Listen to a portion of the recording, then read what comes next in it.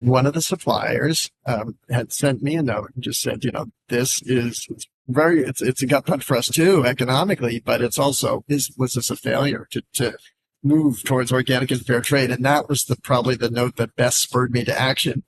So I got together with my Eat the Change co-founder, Spike Mendelson, the chef, and I said, this is an opportunity. Are you interested? And he said, yeah. Welcome back to the Eric Ries Show.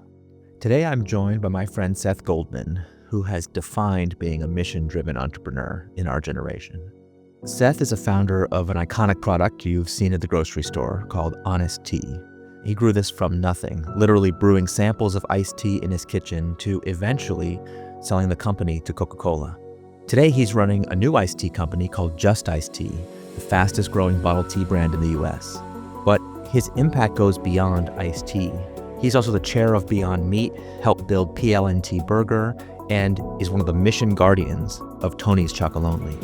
What these companies all have in common is the idea that business itself can be a force for good in the world. In our conversation, Seth opens up about how to scale a company with values. He talks about pioneering organic and fair trade supply chains, to literally hearing Coke CEO tell him, "We want Coca-Cola to be more like Honest Tea, not the other way around." And of course, he tells the story of what happened next. If you have kids, you've probably served them an Honest Kids boxed drink.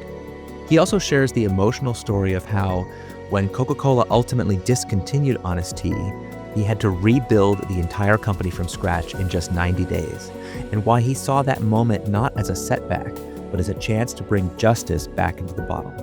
This conversation was an honest, hopeful, and deeply human look at what it means to lead with purpose, even when the odds are stacked against you. I hope you enjoy my conversation with Seth Goldman. All right, Seth, always a pleasure to have an excuse to have a conversation. Thank you for making time. Great to be with you. So I wanted to start, you're obviously very well known now as a mission-driven entrepreneur and, one of the pioneers of the iced tea category and so many other things. But I wonder if we could start before that. I know you had a career in politics and in government before you got into business. And I think if I remember right, at the Yale School of Management, you had this epiphany that business could be an instrument of change. That's and right. I wonder if you could take us back to that moment. What were how did you get into government and policy Sure. before? And then how did you wind up at the Yale School of Management? Yeah, I grew up in Massachusetts and, was sort of had a lot of exposure to state politics and thought that the way to act on the issues you care about was through the political arena. And I was an intern and sort of worked with Mike Dukakis, who was governor at the time and then eventually ran for president. And so that was kind of the window I looked at. And after some travel after college, I went back and worked for Dukakis's running mate, Lloyd Bentsen, senator from Texas, and I was press secretary there. And again, got to see, Bentsen, who was really a great leader and really respected statesman by both, sides of the aisle. I saw him addressing issues that he cared about and were important to the state, to the country, through politics. And he was effective at it, but he had also a senior senator, had been at it for, several decades. And I felt personally a little bit removed from the impact. Like, it was great to see what he could do, but it's a long time to get to a place where you can really have that kind of impact. And thought, is there a way I could get more directly involved? And so I actually left Benson's office to run a prototype for what became AmeriCorps, a demonstration program. And I enjoyed that, but I also saw there was a need. If that whole movement of national service is going to scale, it needs management skills as a collective community. And that's what drove me to the Yale School of Management. And the first week I was there, we picked up a business case study around a mission-driven business. And that kind of changed the window that I looked through and realized that business could be a vehicle for change if sort of done the right way. And what do you remember what the business case study was? Absolutely. In fact, I was just corresponding with one of the heroes in it. It was the Rainforest Crunch case. So it was a spinoff from Ben and Jerry's that tried to use nuts grown in the rainforest to sell in products to consumers and then heal the rainforest. The business itself actually didn't work, and that was part of the learning of the case study. But for me, even though the business didn't work, that whole notion that you could use the marketplace to address, concerns that really, might normally be addressed by a nonprofit was really eye-opening and exciting. And from there, I got involved with what was just forming. Today's called Net Impact, but then was called Students for Responsible Business. This group of student leaders interested in careers in socially responsible business. And I got an internship in Bethesda, Maryland, and that becomes important later because that's where I am today. With Calvert. Calvert is the mutual fund company, was the first mutual fund company to launch socially screened funds. So they were the first to take a stance on apartheid. And I enjoyed and appreciated that work. But again, I think from my point of view, investing in the change makers wasn't as compelling as actually being a change maker. And so that after 2 years after business school working for Calvert, I decided I wanted to be in the arena rather than invest in, someone in the arena. And so just was trying to find the right idea. What would be, a vehicle by which I could, act on the issues I care about. This episode is brought to you by Framer. If you want to build an MVP online, the most important thing is how quickly you can go end to end from an idea to a deployed website. Most design tools are gated behind a paywall, but not Framer. With Design Pages, you get a full-featured professional design experience, including vector workflows, 3D transforms, image exporting, and more, completely free. You don't have to delegate it to an engineer or a designer or to somebody else. The fastest way to build a website is to be able to build it yourself and still have it look at the professional level customers expect. Framer unifies design, CMS, publishing into one canvas without handoffs or hassle. Everything you need to design and publish in one place. It is the ultimate MVP machine. Framer already built the fastest way to publish beautiful production-ready websites, and now it's redefining how we design for the web. With the recent launch of Design Pages, a free canvas-based design tool, Framer is more than a site builder. It's a true all-in-one design platform. From social assets to campaign visuals to vectors and icons, all the way to a live site. Framer is where ideas go to live, start to finish. Ready to design, iterate, and publish all in one tool? Start creating for free at framer.com/design and use code ERIC for a free month of Framer Pro. That's framer.com/design, promo code ERIC.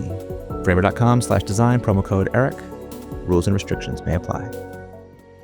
One of the things that I think a lot of entrepreneurs or would-be entrepreneurs find confusing is that period that you're talking about where it's like, I know I want to do something and I want it to have positive change, but I also want it to be a good business. And I often, I wind up counseling a lot of entrepreneurs who are in that stage trying to figure out what to do. So take us into that mindset if you could, because I think a lot of people, when they think about, okay, I want to do business as a tool of change. Like I love that framing. They think it has to be some kind of really high concept thing. It has to be a global issue or it has to be something really, really, really complicated.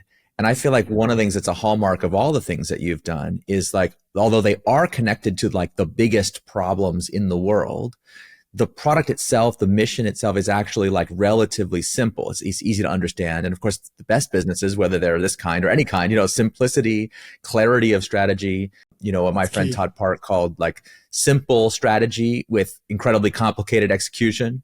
You pick something that's like simple to explain and simple to rally people around, even though of course it makes your life extraordinarily difficult to pay off that promise. So talk us through how did you actually think through those issues and figure out where you wanted to start?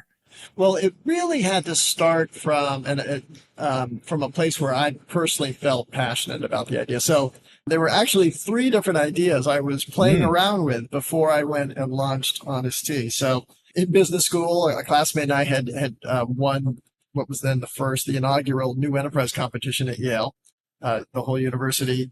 We had developed a diagnostic business using some science from the Yale School of Medicine it was a urinary tract infection diagnostic that we had the idea to put inside of an adult incontinence diaper. So actually, good business idea. I personally, maybe if I had lost a parent to, sepsis from a urinary tract infection, sure. You had a connection to it. Yeah, but I didn't, and so I was just, good business idea, not necessarily something I was passionate about. The other idea, and I don't even know if this would have been a nonprofit or for-profit, but was looking at public schools in the fact that they don't really raise money from their alumni like private schools do. And I went to a private high school and private college and see them raising literally billions of dollars.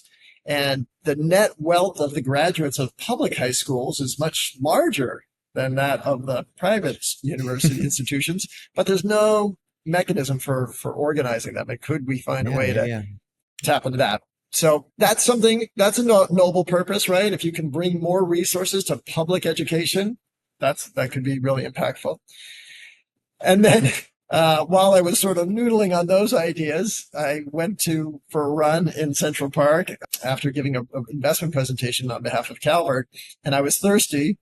And then I realized, when I saw nothing in the cooler that was going to quench my thirst, this was a need I had always identified. I always, was frustrated. The drinks were either too sweet or not sweet enough. And I had a friend in college who we loved mixing different juices and seltzers together. So I had no experience in the beverage industry, but I knew I could get excited about creating a drink that wasn't, so high calorie and could be creative.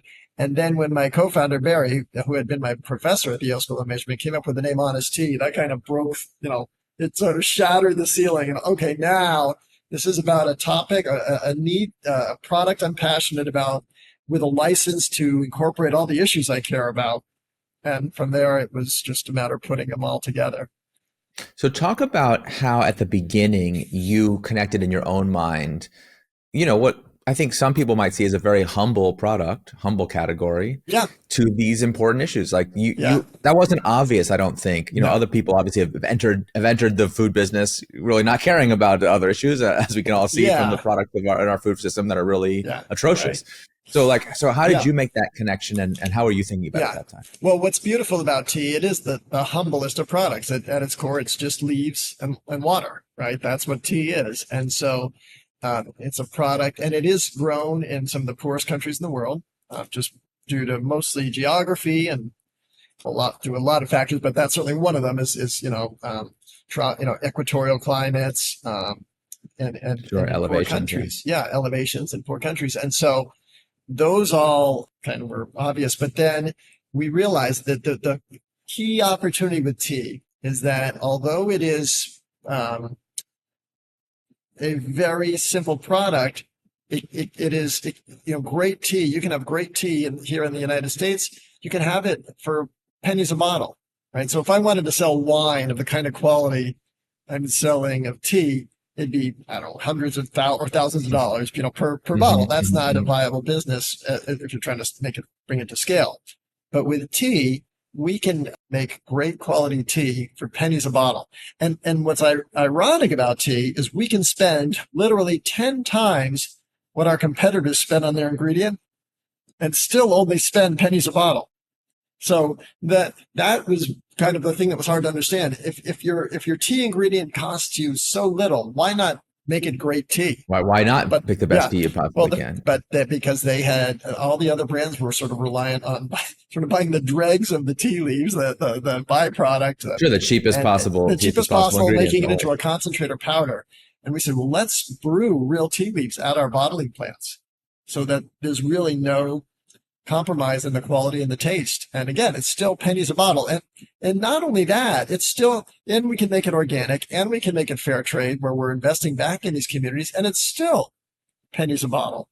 So that is unusual about tea. And for us, when we say mission in a bottle, we were able to infuse all the things we cared about into a product and still make it democratizable, affordable, accessible, distributed on a wide basis and enjoyable. So all of those things could be embedded in the product. And yet, we still had to make it a fun, delicious package. So none of those things changed. But once we did that, we didn't have to think about every day. Okay, how do we reconcile our mission with our bottom line? It's like, no, we just sell the product. That's the way to bring this mission to scale.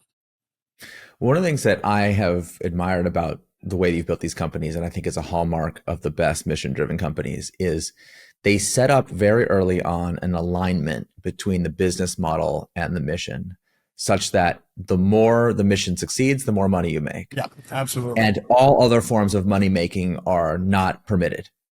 you only make money by trying to maximize how much we do the mission. And so by having that thing tightly aligned, like if someone came to you and said, hey, I actually think we could make a lot more money if now that people trust our brand, Oh yeah. we could swap back out to crap ingredients and we'd Yeah. make a fortune. You wouldn't, it's not that you'd have to have a meeting about it or like, let's calculate the ROI of this thing. You'd say, well, of course I'm not going to do that. No. So talk about how you figured that alignment out. Yeah, well, it was an evolution too, right? Because when we started in 1998, when I was selling my tea and thermoses to the Whole Foods local office in Rockville, Maryland, all we had was a less sweet tea with some organic ingredients. And that was enough to earn our right to be on the shelf, just being less sweet. Then, we kept evolving. We found, okay, well, now we can get organic sugar. Now we can get organic honey. Now we can get organic peppermint leaves. And so in 1999, we brought out the first organic bottle tea. And then we started to look at the supply chain for tea. Well, two things. First of all, when we really looked at what happens with tea, we realized tea leaves are one of the few agricultural crops that aren't rinsed. So if chemicals are sprayed on tea leaves, and in non-organic gardens, chemicals are sprayed on tea leaves, the first time those chemicals get rinsed off is when you brew hot water to make the tea. So that's what you're drinking. You're washing it into your drink. Drinking the chemicals straight from the product. Yeah, exactly. With organic, obviously, you're avoiding that. And then we looked further. We said, okay, we're dealing with a country at this time, China, India, countries where working conditions can be questionable. And we said, let's invest in a fair trade certification so that we can make sure there is no child labor, no slave labor, and no prison labor, and that the workers in these communities are paid a fair wage, and we can invest back. And again, for pennies a bottle. So in 2003, we brought out the world's first fair trade bottled tea. And then it was 8 years before we were able to get the whole line certified organic. And of course, today, with Just Iced Tea, when we launched in 2022, it was organic from day one, organic and fair trade from day one. So we knew what we stood for, and the direction was always forward. We never sort of with honesty, we never said, oh, let's, times are tough, let's cut back, let's move away from organic or fair trade. Yeah. How much of those 8 years was it that you had to actually make investments in the supply chain and in educating people about what was possible and create new suppliers for yourself versus you had to get big enough to be able to find and afford the suppliers that already existed? Well, it was always working with our suppliers. People would reach out to us and I'd say, don't send, if it's not organic, don't send us samples. There's no point. And if it's not fair trade, don't send us samples. What's interesting is that Coca-Cola invested in Honest Tea in 2008. So that made it even, I would say, more compelling. Like, okay, now we want to be part of the Coca-Cola supply chain. So they'd reach out to us, and I'd say, don't send it to us if it's not organic. So, there was more, it became more attractive for these communities to. Yeah. Do you feel like by creating an incentive for people to do fair trade and do organic, you got more suppliers to adopt those standards? Oh, yeah, for sure. Yeah. In fact, there was a moment. So not only is our tea organic and fair trade, but our sweeteners are as well. And so there was a moment where we were looking at sugar. Could we use organic fair trade sugar? And we looked at the supply chain, and I deal closely with Paul Rice, who's the head of Fair Trade USA. He was eager for us to do it. I said, Paul, if we do this, we'll be buying 2/3 of the entire supply of organic fair trade sugar. That I can't do that. That's just not a smart business. There's not enough of it in the world. Yeah. And so we basically had to wait almost 18 months, and then enough other suppliers came on for it to make sense. So talk about the arc of Honest Tea. Like, how did you actually get it started? How did you get it for use? You mentioned the thermos in the Whole Foods. Yes. I know a lot of entrepreneurs, this is their dream. And they would find just breaking in as an outsider to a category like that so opaque, they'd never figure it out. Like, how'd you, as an outsider, how'd you figure it out? So Barry and I had come up with the idea. We'd done lots of tasting of samples. It turned out that someone else from the Yale School of Management, someone who I hadn't been contemporary with in school, but had graduated, I connected with him, and he was on the marketing side of that local Whole Foods office. And I took him to lunch with my thermoses and said, here's what I've got. He says, well, I'd be happy to introduce you to the buyer and you can see what they say. And so I got the appointment with the buyer and poured, I had 5 thermoses of tea we made in the kitchen. We got an empty Snapple bottle that we pasted a label on and said, we'd love to sell this in your store. And the buyer understood why it was different, why it had a reason to be on the shelf. In fact, what he said was, well, this looks interesting, but of course we never sold any of it. So I'll let you give me a free fill, put it on the shelf. And if it sells, I'll pay you for it, which in retrospect was actually a reasonable offer, but I was too green. I didn't know to know. So I said, well, I can't do that. You didn't know that was a good idea. The whole business is me and these thermoses. And those actually, were on loan from Barry. So you got to buy the first bottle. And he did, which, I'm still friendly with that, with him, by the way. But that was our chance. And that first, and we was only in 17 Whole Food stores, so it wasn't a national rollout, but we focused on just sampling in those stores. That whole summer, this was 98, we would do sampling, six samplings per store, over the course of this, in a single month. Sampling mean you'd have somebody in there with not just someone, it was usually me.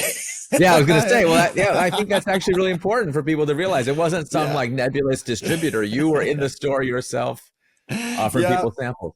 Yeah, me, and I had 2 interns who were amazing, and we covered all those stores. And by the end of that summer, we had become the best-selling tea in those 17 Whole Food stores. So that was a small enough little test market for us to understand what could work, and we learned what doesn't work as well. There was certainly just one example. So the first label, we've always sort of tried to find what's the right way to describe the taste, right? Because if we just say it's bottled tea, everyone will think it's Snapple and super sweet. It's not what I want. So our first phrase was freshly brewed and barely sweetened. And inevitably, when I was standing there and I had that sign up, and someone comes and say, "Oh, barley sweetened. That sounds really interesting." we even had a distributor in Colorado who put that on their truck. It said barley sweetened. Barley sweetened. Oh no. Okay. Yeah. Good learning. So we moved eventually to just a tad sweet. And today we say just sweet enough. So, you got to find create the right expectation. But that was our launch pad. So it did start in the humblest of ways. So that year, 1998, we sold about $250,000 worth of tea. But that got us started. It showed the brand could work, and that gave us the opportunity to expand into other Whole Foods regions, to expand to what was called Wild Oats, which is was a competitor for Whole Foods at the time, and start going into some other natural food stores. And so the next year we did about 1.1 million in sales. I mean, it was, it was a you could feel it build. Well, I want to go back to that.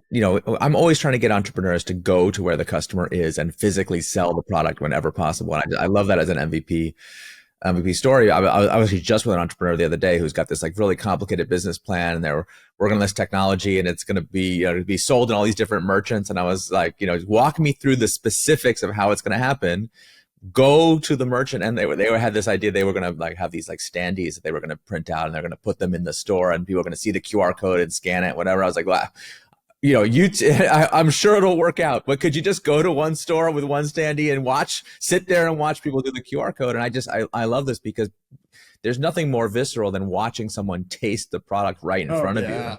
Well, like how valuable was that as a product development? It's the tasting, but it's also describing. So someone comes up, okay, what do you want? How do you sort of, what's the filter? Exactly. Do you want a caffeinated, no caffeinated? Do you want, cinnamon or mint? Or do you, so you have to sort of quickly, take them through the decision tree about what to taste, and then which labels speak to them, which ones don't, which right. So you catch all of those things. Well, there's certain flavors that were like obviously the most popular from the very beginning. Yeah, for sure. So back in 1998, our Moroccan mint, a green tea with mint, had a lot of appeal, as did something called Black Forest Berry, which we still have today. And it's actually we have both of those varieties here at Just Iced Tea. So those, 27 years on, those are still 2 very popular taste profiles. Yeah. But it's just incredible what even you can learn in a small sample. Oh yeah, for sure. It's often humbling, to be, talking to customers, or it's even more humbling when you say, would you like to try some tea? And they walk by like you're invisible, and like, well, no thanks. Yeah. I want to turn this around because you've been on all sides of the supply chain issues here, and I what's really striking me hearing you tell the story this time is the role that Whole Foods played in here. Because I was thinking about John Mackey's, I was reading his book recently and thinking about the arc of Whole Foods, and the decentralized procurement and kind of store autonomy was such an important part of the early Whole Foods, which obviously has been now totally lost. And so like they really were empowered to take a flyer like this on an unproven brand that would have been like okay and in line with the philosophy of it. And I wonder, you must have had a sense of this, like how many companies are there out there today that got their start because some Whole Foods local buyer was like, sure, I think my customers would like this. Let's give it a try. Like talk about the role that played in helping you get started. It was critical, and it was wonderful to see the buyers, the pride they had, and say, "I was the one who discovered you." Yeah, exactly. Like what a wonderful thing. It's almost like a Cub Scout badge. For sure. So, but it's certainly today, it's not, it's not, Whole Foods is not playing that same role. They obviously have played a critical role for us, and they are still with Just Iced Tea. They're our largest customer. No one, almost twice the next second largest customer, but they're not the innovator in terms of taking that. They're not going to take a risk on an unproven brand. A guy on five thermoses is not going to get it. And right. That's going to be very difficult. And I talk to a lot of companies who are on the other side, who have a retail presence or who have some kind of control or gatekeeper role in the supply chain. And I'm always trying to teach them, I call it mission transmission. It's like, okay, you have your mission that you serve directly with your customers, but you also have these policies that if you want can radiate like gravitational waves out from your headquarters into affiliated companies down into the supply chain, like you're talking about, that have these other effects, that you should see that as part of your mission. Like the category buyers who made those bets on you, that not only should that be a badge that they get to wear in pride, but that should be in their performance review. That should be something you say, yeah, we're looking to create these kind of experimental opportunities for allied vendors to thrive with us. In fact, one of the reasons I really decided I had to go launch a brand when Honest Tea got discontinued was because I had, in a lot of ways, pressured or at least collaborated with these tea growing communities to invest in organic and fair trade. And one of them reached out and said, was this all a failed experiment? And I'm like, not while I'm breathing. So like, we can't, they've made this investment and I've got to, and they're just about to lose their largest customer. I've got to be there for them. So it is a collaboration, and it shouldn't be a one-sided one. So you mentioned that Coca-Cola made an investment in Honest Tea. So talk about how Honest Tea was financed, because it sounds like at the beginning it was just you guys and a thermos, so it probably didn't require a lot of outside investment. But at some point you had to take on outside capital. How did you think about that? Did you worry about the impact that outside capital would have on the mission? How did you think about it at the time? So it was really angel driven, friends and family. At first in 1998, we raised $500,000 from Barry, me, my parents, Barry's parents, various roommates, my sister. It was passing around that. The folks, friends and family. Yeah, the folks who you could still see at Thanksgiving, even if you lost all their money. So that was what we got started. But then the next wave was the hardest money to raise because we raised about 1.2 million. And that was from people we didn't know. And it was raised so this was in 1999 by someone who never really raised investment capital before me, at a time when .coms were just taking in millions of dollars. And so this I remember it well. Yeah, very bricks and mortar business, very old school, was less attractive. And so we raised $25,000 at a time from, as I said, people who didn't know us, but people who were fans of the product. But we did raise that money. And then from there, every year or so, we'd raise another $1 million. So over the first 10 years, we raised $10 million, all in angel capital. And just at that, sort of the last 3 years where we started to get some real money in, we took in money from Stonyfield Farm, which was then part of Danone. That was Gary Hirschberg, who was on our board. And that was kind of the first, I'd say, sort of institutional money, but very friendly and supportive. And then when we knew a deal with Coca-Cola was coming, we took in some money from, actually it was a subsidiary, a venture arm of Nestle, that put in money and helped us scale the business before Coke's investment. And then from there, then it was just Coca-Cola, put money in and continued to grow. They bought it in 2011. So between the time they first invested and the time that they owned it outright was what, like 3 years? Yes, exactly. Yeah. So did they have an option to acquire it, or like how was the deal structured that way? They had a call, but we also had a put, meaning we had the right to force them, because what you don't want to do is give someone the option, but then if they decline the option, then you're stuck, and then no one's like, well, we don't want this. If Coke didn't want it, why would we do that? So. Yeah. So it's interesting because you started out with the idea of business as a force for social change. I think there's a lot of people who would look at that and say, okay, well, what was it like when when like the empire, right, the Coca-Cola empire approaches you and says, listen, we want to talk about honesty. Like, how did it, first of all, how did it come Yeah. about? Like, how did you even get Yeah. connected to them? And then what were those Yeah. conversations like? Yeah. So someone who I had worked with on sort of other businesses reached out, who was now part of Coca-Cola, and said, we've just created a group called Venturing and Emerging Brands. The goal is to invest in and build the next billion-dollar brand for Coca-Cola. And would you be open to a conversation? We've done it. We've done our survey of the landscape. We had 200 brands. We whittled it down to 30. We whittled down to 5. We whittled down to 1.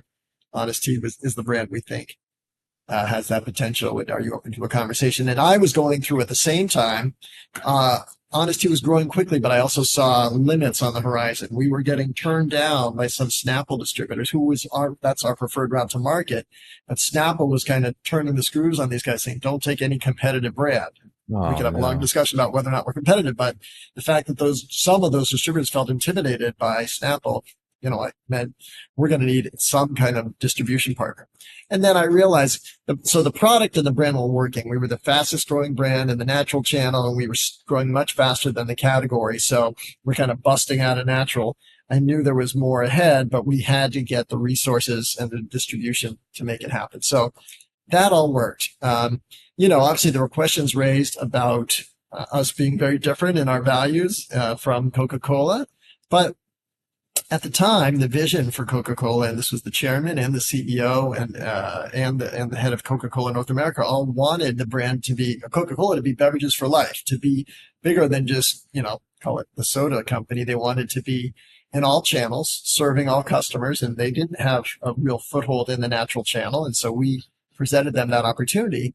But they also understood, and the chairman of Coke said, if as a result of this transaction, we want Coca-Cola to be more like Honest Tea rather than vice versa. If Honest Tea becomes more like Coca-Cola, then we haven't succeeded. Yeah. And so that aligned with my vision. And certainly we've always had the goal to democratize organic, and that fit in as well. So to be the first organic fair trade brand in the world's largest beverage system was that's the ambition. Let's bring it to scale. And of course, you can look at it and say, well, Honest Tea isn't in Coca-Cola anymore, so that was a disappointment. That's one way to look at it, but no surprise. It won't surprise you to hear I'm a half full entrepreneur. And the fact is that Honest Kids, which we created and was part of the transaction, has scaled within Coca-Cola. Honest Kids is over $500 million as a brand, and it's carried in Subway, McDonald's, Wendy's, Chick-fil-A, Sweet Green Kava, not to mention Walmart, Target, Costco. And so Honest Kids is actually, I don't have a fact basis, but my belief is it's the most democratized organic product in the country, meaning that for millions of Americans, it's the first organic product they consume. Because if they're going to McDonald's and it's in the Happy Meal, they're not going there like, oh, let's go buy something organic, but they're being presented to it. And it's not only that it's organic, it's also less sweet. Honest Kids at 35 calories replace an 80 calorie juice box. That's a 45 calorie differential. They sell over 200 million units a year. So we're helped just by selling Honest Kids at McDonald's every year, removing over 1 billion empty calories from the American diet. So that's what happens when you bring these things to scale. And there's been no compromise to what Honest Kids is. It's not, they didn't, let's make it sweeter or let's make a non-organic version of it. It is, all the equities are intact. So it is in a lot of ways what the goal of the transaction was. And of course the tea fell out during the pandemic. Coca-Cola just failed in the execution. The supply chain broke down and they didn't focus on it, which was disappointing. At the same time, to take that half full approach, I got gift wrapped an incredible business opportunity. I want to talk about that. First of all, like, one of the crazy things about entrepreneurship is like you can't even tell if something is good news or bad news at the time that it happened. That's right. Right. So like, I'm just thinking about this story you're telling. It's like the good news is you're in Whole Foods and it's going great. And it's like, but now the problem is, like now you can't scale. And now it's like, now Snapple's in your way. So like, that's bad news. But actually the good news is because Snapple's in your way, now Coca-Cola wants to, partner with you and figure this thing out. And that's the good news is now Coca-Cola is to be your distributor. And the bad news is Coca-Cola cancels the product. And then the good news is that actually gives you this new opportunity. So like, that is so the equanimity that entrepreneurship requires. I mean, it just very much so. Very much right. so. That story really, I mean, I have so many traumas that are of exactly that same flavor. But I actually want you to take us through Because I love the fact. I'm looking at honest kids. My kids have had kind of honest kids, and like if they're at a birthday party or something, and I see that they're serving honest, I'm like, well, thank goodness they're serving them that, and not could be something so much worse, right? So thank goodness. So I mean, I don't want to undersell the impact that that's had and the positive work that's happening because of that. It only happened because you sold this thing to Coca-Cola. But leaving the honest kids part aside, it must have been bittersweet when Coca-Cola decided to discontinue this. It was sad. Walk about what that was like. Yeah, like walk us through like what happened and how did you how did you find out that it happened? Yeah. No, so first I got a text message over the weekend. So it was announced on a Monday, and over the weekend I got a text message from someone I know who was still at Coca-Cola, part of the venturing and emerging. And you were out at that point. You weren't working at Coca-Cola. I was done. I had gone. I was, chair of Beyond Meat. I was launching other things. We had launched Eat the Change. It was a planet-friendly snack company, so I was running that. And he said, "Are you free for a call with senior management at Coca-Cola on Monday?" I'm like, yes. So I'm curious, what that's about, because I don't have any day-to-day interactions with them. But so they called me, and we had a call, and it was very courteous. I mean, obviously there's nothing requiring them to tell me, but they did have, someone said they should have flown up. I'm like, it's fine.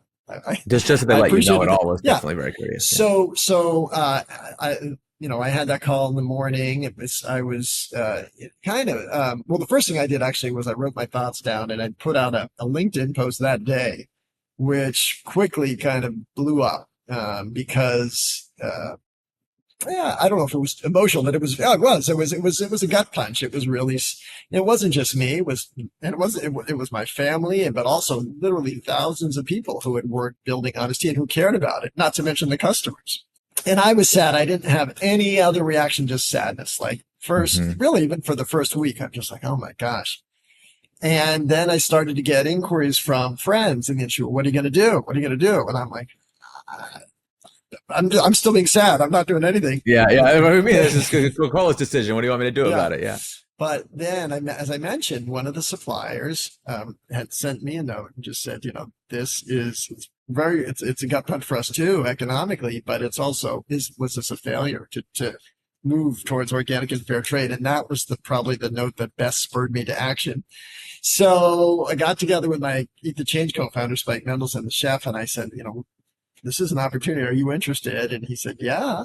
And then Barry, who Nailbuff, my Honest Tea co-founder, was on our board, and we reached out. I said, okay, well, what do we, because we did ask, could we buy the Honest name back? And no, because they have Honest Kids. They can't have someone own Honest Tea and someone else own Honest Kids. Right. I see. They can't. So we got to start from scratch. And again, Barry, over a weekend, we were brainstorming names, and he came up with Just Iced Tea, which has the word justice in it. And the ceiling exploded, and I'm like, that's it. And we knew, we couldn't use the phrase just a tad sweet because Coke or Honest Tea had trademarked that. So just sweet enough was the perfect phrase. We couldn't sign the label Seth and Barry because Coke owned the rights to that, but Seth, Spike, and Barry was pretty. But Coca-Cola didn't mind that you were doing this? They gave you their blessing? It didn't matter. There was nothing. I didn't have to ask their permission. I didn't have any kind of non-compete agreement, and so that didn't matter if they objected. But the fact is, they had left the category. Even in the conversation I had with them, I said, because the week before this announcement, I had been in a new Whole Foods opening, and I was so glad to see in the new Whole Foods, 8 feet of shelf space for Honest Tea. And I'm like, it's so nice that the brand that is part of Coca-Cola is still so relevant in the natural channel. And I said when they told me they were discontinuing Honest Tea, I said, well, maybe it's coming off the red truck, but you're not walking away from the natural foods business, are you? And they said, yeah, we are. I'm like, wow, well, that 8 feet is available. And not only that, and this was wild, but within weeks of the Coke announcement, there was another brand that had been on the shelf at the time. They maybe had 4 feet of space called Tazo, and they were being discontinued. So all of a sudden there's 12. Oh, the whole shelf is being 12 emptied. feet of shelf space being emptied. And it's a market. It's a category that I and my team created. And it's, so like I say, it's gift wrap for us. And so very quickly we started talking to the key suppliers. They all said, or they started talking to us, we want to do this with you. We'll give you extended terms. We'll rush our ingredients to you, whatever you need. And then the retailers and the distributors said, the retailers, Whole Foods and Sprouts said, if you can do this, will normally they have this cycle where they only cut in new products in a category. Yeah, of course. But once a year. they've got a problem. Yeah. They got a problem. Their shelves are going to be empty. They said, we'll do an off cycle cut in as soon as you can make it. We'll put it on the shelf. And they both did. And of course, with that, the distributors, the brokers all came together and happened very quickly. But yeah, how much time between when you got the phone call from Coca-Cola and when you were on the shelf? I'll tell you exactly. So May 23rd was when I had the call. June 6th was when we decided we're going to do this. By September 6th, we were selling. We had made the brand, product labels, all that, recipes. By September 6th, we had delivered to some stores. Sprouts was the first to market by, where was that? So by October 6th. And Whole Foods so that same year, 6th. That was just, you were already up 90 days from the decision to go to being in the market. And today, Just Iced Tea is the top selling tea in Whole Foods, top selling tea in Sprouts and in the natural channel. And actually, according to, we just got this analysis by Nomura Securities, we're the top fastest growing bottled tea in the country. So, well, congratulations. Thank you. That's great. Yeah, it's and another nice data point is we just marked our 3rd year on the market. We're larger than Honest Tea was after its 10th year. And in the 10th year was when Coca-Cola invested. So we're already larger than we were when Coke first invested at the time in they did the Honest investment. Tea. Yeah. So you must be taking a lot of lessons from the Honest Tea experience into this. This is like such a cool opportunity to do a complete reboot. It's such a rare opportunity. Try. Yeah. So tell me, what are you doing differently this time that you learned from your experience before? Yeah. Well, the first thing, just one reason it's happening so quickly, so much of the team is still with me, right? These are folks who know not only, so there's a woman who's a part of our team, Melanie Nitzer. She started working with me in 1998. She was great then, but, now she's got 27 years more experience. So, you can sort of take that level of and relationships and making things happen so much more quickly. So, so that's great. In terms of what we're doing differently, I would say we started with the mission fully baked into what we're doing from day one. Whereas I told you with Honest Tea, it was more of an evolution. Here we started with it day one. One thing we did with Honest Tea, and I at the time it seemed like the right decision, is we had most of the product line was sold in a plastic bottle. This time, no plastic. It's just glass and cans. Other than that, it's just leaner. We just have to be leaner. The times are different. The funding environment is different. We want to be, I don't want to lay anyone off. I want to keep growing. So we actually have half the head count that Honest Tea had at this size. And so we're just able to act smarter and more effectively. And the other one is interesting. I was talking with an investor earlier this week, and he was asking me, well, tell me about your CFO. I said, I don't have a CFO. I have great software and I have accurate accounting information. So I can gather all the financial analysis I need, and I do all the fundraising. So, I just don't. Finding ways to build this business and with a lean mindset is really important. Do you have more control this time around, or is it pretty much the same? I would say I do, mostly just because I know I have the confidence, right? The first time around, I just didn't know what I was doing. And the other piece that's so important is when I started Honest Tea, we were starting at the very, very bottom, the humblest beginning. So I couldn't get distributors. When I could get a distributor, I couldn't get them to sell the product. When I could get them to sell the product, I couldn't get them to pay me. And so we kept graduating up. But with Just Iced Tea, day one, best distributor in New York, best distributor in New England, best distributor in DC. They're all partners. Yeah, because you already have those relationships. Exactly. And so that, thank goodness we could skip. Those first 5 years were just tough. And the other one, production. Honest Tea, we owned a bottling plant for 6 years, which I say were the longest 6 years of my life. And we just skipped that. We knew that's not what we should be doing. But we have great partners who own bottling plants that we worked with. And we've been able to be really nimble and move quickly. And then, of course, investors. So I told you we took 10 years to raise $10 million in angel capital. With Just Iced Tea, we've raised over $30 million in 3 years. Right. But, we've scaled much more quickly. And, both, I guess, because of the track record and the relationships, we have access to capital in a different way. And frankly, the market doesn't have the patience for a small brand to grow, $1 million a year. Right. It's not and the category is much bigger than it was then, thanks in part because you invented it, you expanded for sure. it. Yeah. So, okay, one of the things I want to talk about This is something that people who've only done conventional business find really confusing, which is that when you do something mission driven like this, lurking in the background of this story has been these really extraordinary things, like this person we were talking about who started with you in 1998 and is still there, like the exceptional loyalty of your team that when you said, okay, it's time to go, time to get the band back together and let's go, it's like just instant motivation. I call them magnetic powers of having it's kind of like an aspirational, transformative mission that's aligned with things that people really value and care about. And it's not just about employees. Obviously customers have followed you from one category. Like customer, I remember first time I saw Just Iced Tea on the shelf, I just assumed it was Honest Tea rebranded. I was like, oh great, like did a burrito. I'm like, I was just as loyal. My loyalty 100% transfer. I didn't even know the story. I had no idea the Coca-Cola thing. I didn't know any of that stuff. Just assumed.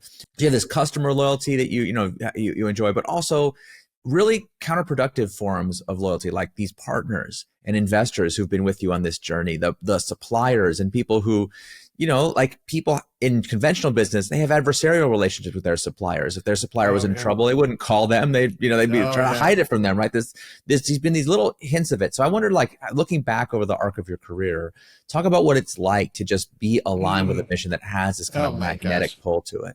It really is. This second time around for me has really reinforced this sense of karma. Like these relations, when I was building Honest Tea, I didn't say, I better treat these folks right because 10 years from now, I'm going to need to launch a new brand and I'm going to want them forever. No, it's just paying back. And I really do love our team, the people on our team. And this is not indentured servitude. No one is thank goodness bound to come back. But we just had our company meeting last week and it was such a spirited event. And there were so many moments where I literally brought tears to my eyes. A guy, who's sort of a gruff salesman from Brooklyn. And he's like, this is home. I've found a home. And, just like so powerful to hear that kind of passion for what we're doing. And I think it's a lot of things. It is that mission. It's a broader, the nobler purpose, right? The feeling like I'm not just moving things around. I'm doing work that's meaningful, that I can be proud of, that I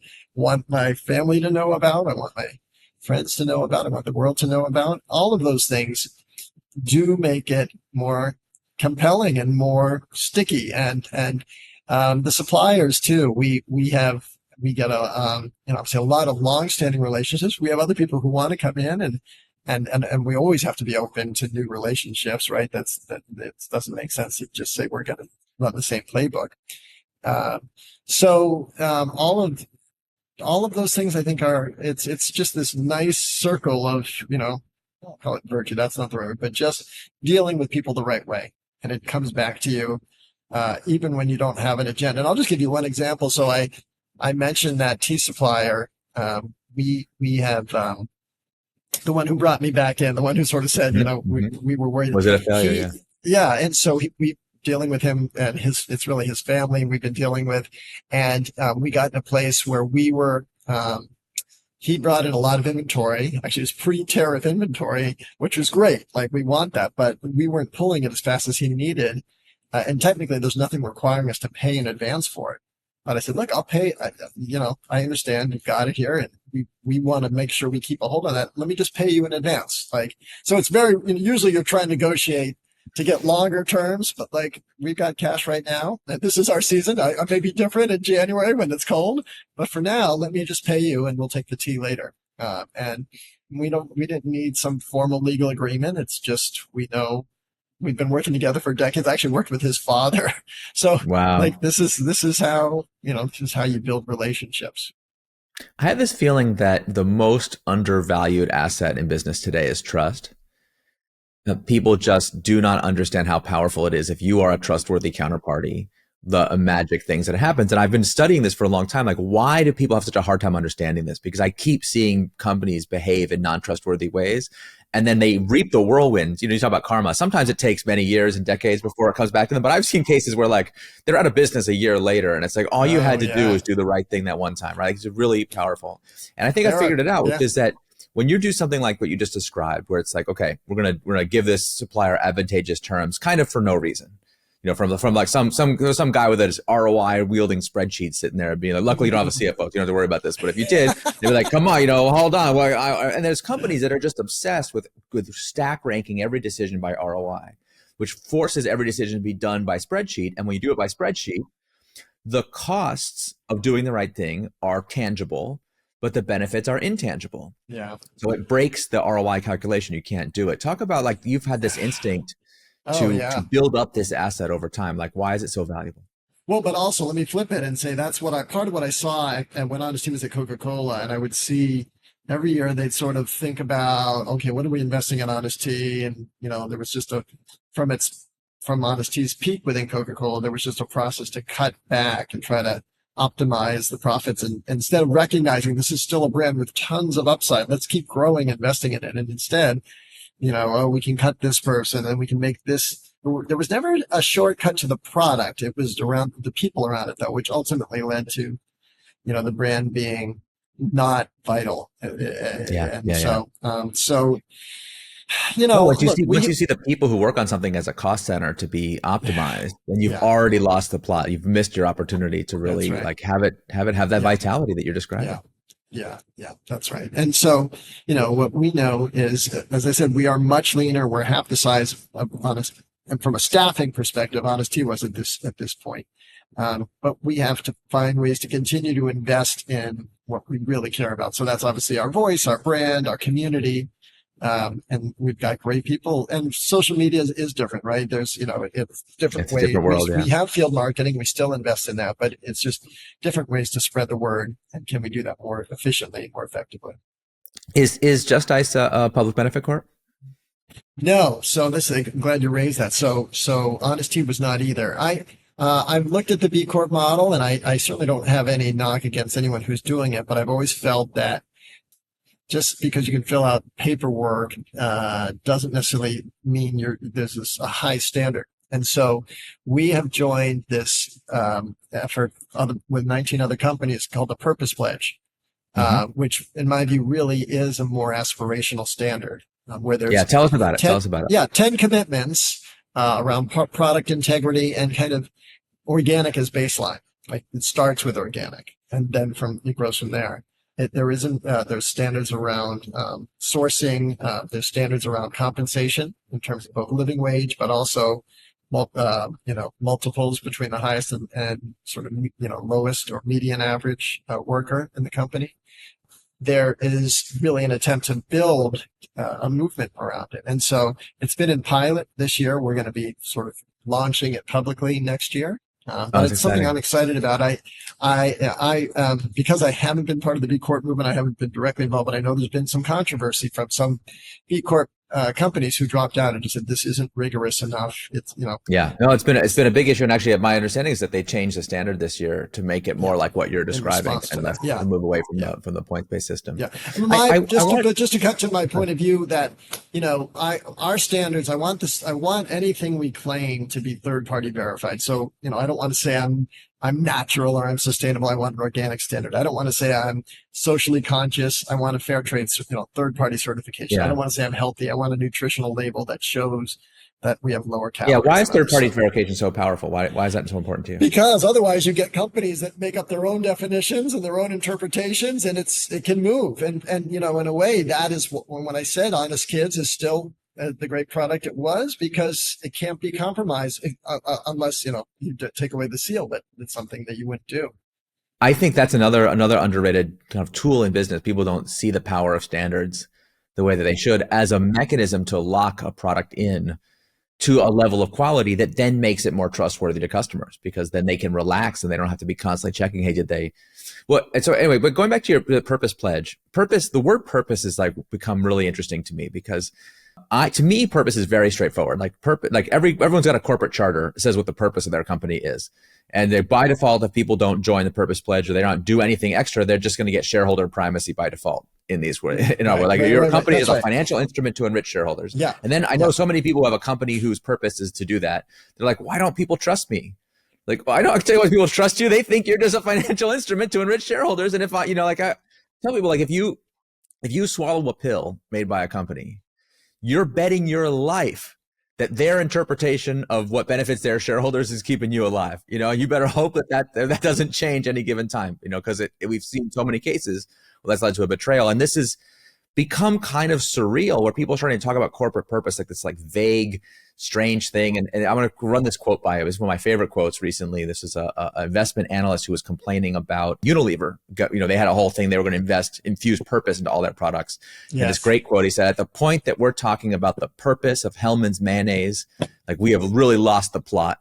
And I was like, maybe at first I thought that was a very funny quote. I was like, that's so true. But then I started to think about it more. And I was like, wait a minute. But Hellmann's mayonnaise, humble though it may be, is food.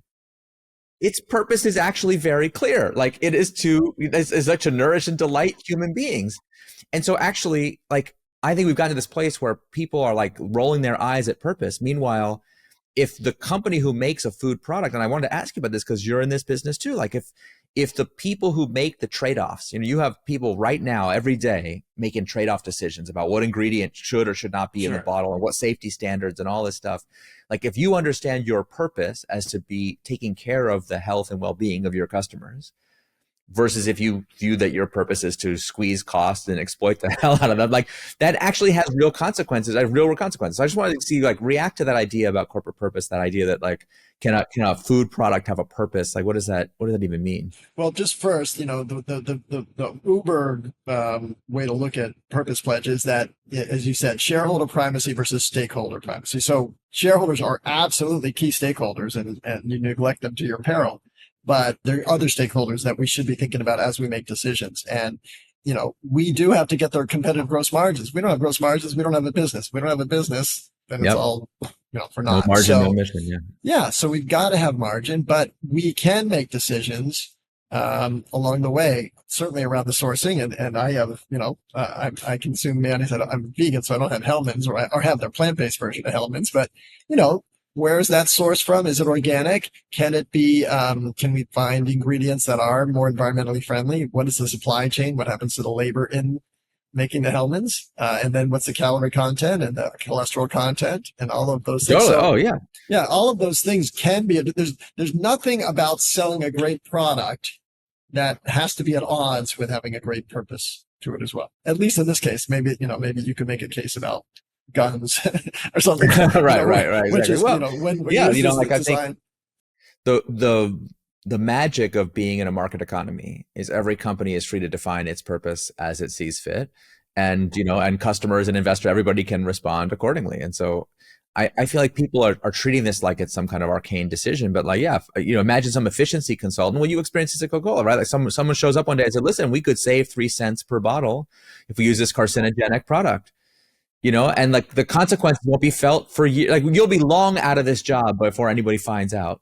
Here was a great decision that came up at Coca-Cola. So we were buying a plastic bottle, as I said. It was, I can't remember the exact numbers. Let's say it cost us 17 cents. Coca-Cola said, we have through our large contract with a plastic supplier, we can get you this bottle for 14 cents. I'm like, that's a huge savings, 36 cents a case, 3 times 12, 36 cents a case. I had done the math because we had not yet converted to fair trade sugar. I said, it's going to cost us about 18 cents a case to go to fair trade sugar. So let's take that savings, put half of it just to more margin, the other half to getting this product to be all the way fair trade certified. Coke's like, that's what a great example. Yeah. So it was perfect. Eric, and that only would occur to you because you understand that that's your purpose. I really appreciate in your career, not only have you been a great entrepreneur yourself, but you've also been a mentor to many other companies. You mentioned being, chair of Beyond Meat. But the one I'm most intrigued by is the role you have as a mission guardian at this company called Tony's Chocolonely. Now, I see Tony's Chocolonely everywhere now, in every specialty store, in every retail. People I talk to about that company, everyone's seen it. But very few people actually know the story. So first of all, tell us a little bit about Tony's, and then what does it mean to be a mission guardian? I want to hear all about that. It's such a fun company because it is it's a fun brand. It looks like Willy Wonka, and it's attractive, brightly colored, oversized bars. But there's a very serious purpose behind it, which is to try to create an exploitation-free cocoa supply chain, and that means addressing child labor. And it doesn't, it means being on the ground in Cote d'Ivoire and Ghana, where where the cocoa is sourced from and where the prevalence of child labor can be as high as 50% within these cocoa cooperatives. But Tony's made the real deliberate decision to invest in this. And they recognize that while we have a board whose job is to look for the whole business and look for shareholders, they need a separate entity to just protect the mission. And so that's what my two colleagues and I at Mission Guardians do. Is our only agenda is the mission. I'm not a shareholder in Tony's. Our only entity that we're protecting is the mission. And it's a wonderful it's a new experiment. It's only been around for a few years. The company's based in the Netherlands. One fun story is that the bar, when you see the bar, it's not shaped in a uniform way. And that's to reflect the inequities in the cocoa supply chain. It's not evenly distributed. And Tony's is really trying to address that. And it's, cocoa has gone through a real challenge in the supply chain. And it is hard for cocoa farmers to really make a living. But the Tony's, and I've seen it on the ground firsthand, the Tony's suppliers are very loyal because they know Tony's is going to be paying a higher wage and also providing all this other support. So it's another form of, there's karma in cocoa as well. Yeah, certainly. It seems to me like the mission lock, that you're the guardian of, and the fact that this mission is so powerful is part of Tony's commercial success also. Like, not everybody knows the story, but somehow that integrity gets transmitted through commercially. Like, was that been your perception? Well, it's important. I think, just as I say with the tea, most people who buy the tea don't know all the things we're doing on the ground in our supplier communities. And it's okay. They don't have to. If they just want a delicious tea, or in the case of Tony's, delicious chocolate, and that's why they buy us, or they like the label, that's all good. But especially with, a product like cocoa, where there is so much child labor, you've got to, you want to invest in protecting it. And so, taking it seriously, again, it does cost more to do. There's a whole cost side that Tony's has that most chocolate companies don't have. But it's a long-term investment in effectively really investing in the integrity of the brand. Yeah. And although, once again, we see the tangible cost, intangible benefit, there's a reason why Tony's one of the fastest growing chocolate companies in the world. It's because they've made that investment. All right. Final question. I gave one last question and I'll let you go. If there's a mission-driven entrepreneur who wants to follow in your footsteps right now, is thinking about something like this, and they're worried, oh gosh, if I infuse it with mission, if I adopt this purpose, like I hear from people that's not going to make me a serious business person, or investors aren't going to like it, or what I hear these excuses all the time why people can't do it. Like, what's your advice to them if they're thinking about taking the plunge the way you have? Well, it can be done. I mean, going back to Honest Tea, we delivered a 23-fold investment to our initial investors. So, that's a healthy return by anyone's standard. So it can be done. It is hard. It is extra. It takes extra thought, extra work. And, being an entrepreneur is hard to start with, but, you may as well do it about something you can always be proud of, whether it succeeds or not. We did write a book, Mission in a Bottle. It is a comic graphic novel and a fun way to read the story and follow along and learn from others. I think the one thing that I would say is you're not doing this alone. There are others out there. There's peers. There's people who have led the way. Learn from them, see what the models, figure out what work. And it is any entrepreneurship, any entrepreneurial undertaking requires passion and persistence. Just be prepared to double it. Give yourself a double shot. That's a great note to end on. Seth, thank you so much. On behalf of all of us who have consumed these products and all the impact it's had on the world in all these positive ways. Yeah. Thanks a lot for all you're doing. Great to be with you, Eric. Thank you. You've been listening to The Eric Ries Show. The Eric Ries Show is produced by Jordan Bornstein and Kiki Garthwaite. Research by Tom White and Melanie Rehack. Visual design by Reform Collective. Title theme by DB Music. I'm your host, Eric Ries. Thanks for listening and watching. See you next time.